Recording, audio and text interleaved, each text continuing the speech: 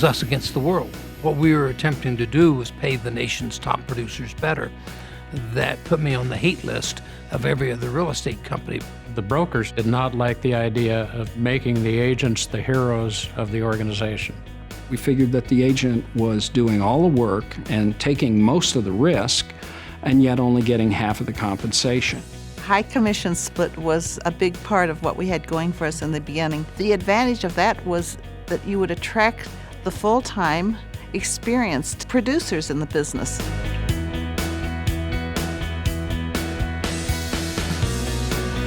Remax has always been that pioneer. We basically taught agents how to promote themselves. It was revolutionary. It was different than the way real estate had ever been done in the past. The first month, I took over 1,000 phone calls, 204 face-to-face interviews, and 4 people signed up. And the whole industry was knocking us and telling us that we were nothing but a bunch of cowboys and yahoos. And we went to the Colorado Association of Realtors convention, and so we passed out red, white, and blue pens, and it said 100% in the center, I up mine, now up yours. We weren't liked very well, let's just put it that way. But we became respected because of the fact of the numbers that we were doing, the quality of the agent, the integrity of the agents that we were bringing on. We evolved, and what happened was we coalesced around one image.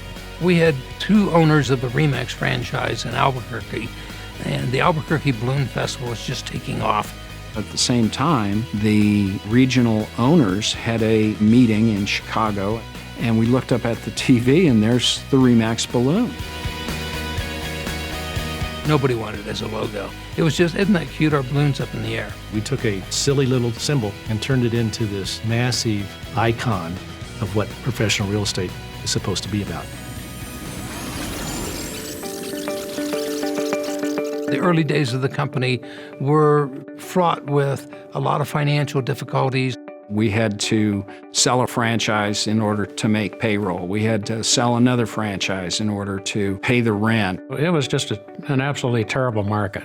In 1980, we lucked out and sold to 2 extraordinary business people, Frank Polsler and Walter Snyder. Of course, we were extremely impressed.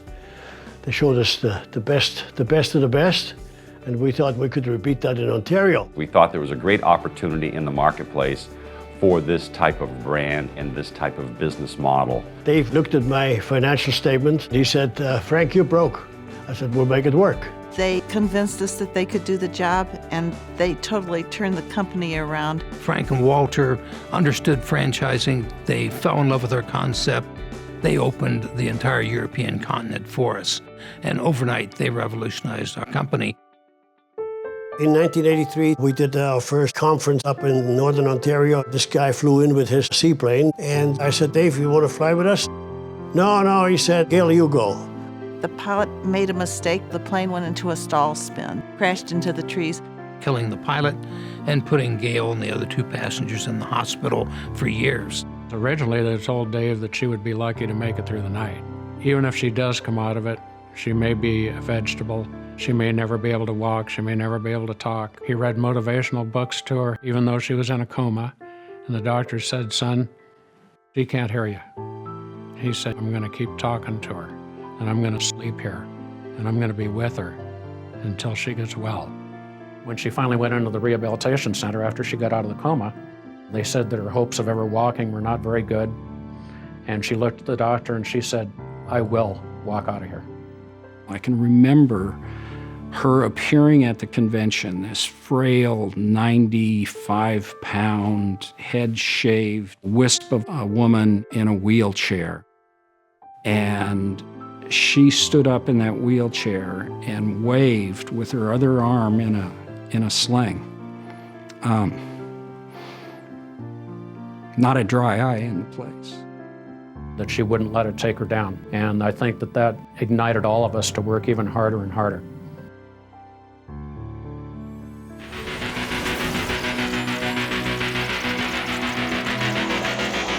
By the 90s, we were booming. At our 20th anniversary, we'd reached 30,000 agents. And at that point, we really started to become a factor in the country. The agent number meant market share, meant market presence, meant advertising dollars. the premier best agents in the business, best customer satisfaction, the best brand name awareness, the most market share, the best web presence.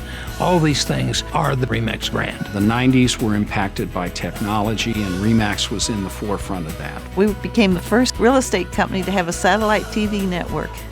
We opened the convention at the National Association of Realtors with a huge booth, cameramen interviewing people. We made such a smash hit the first day that by the second day, 30 or 40 of our competitors all had whiteboards up in their booths that said, "We too have national television coming."